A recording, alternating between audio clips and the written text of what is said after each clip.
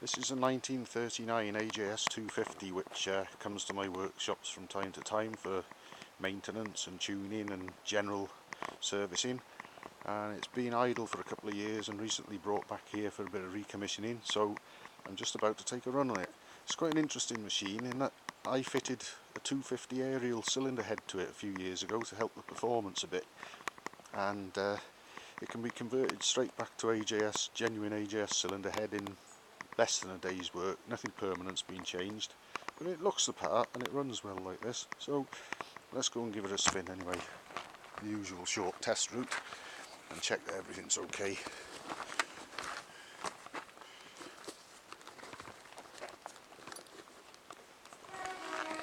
Oh, that'd be a train then.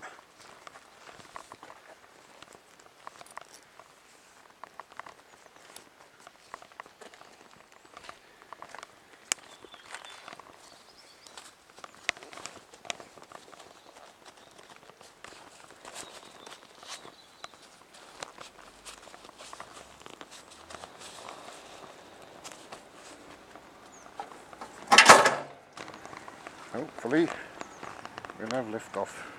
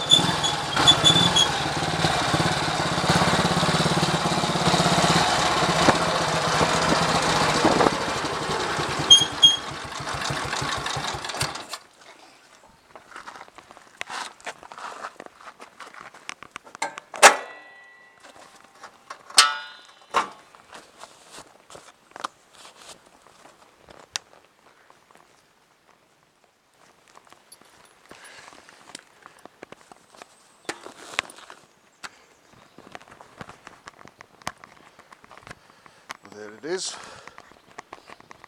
Just unhook the camera from the waist.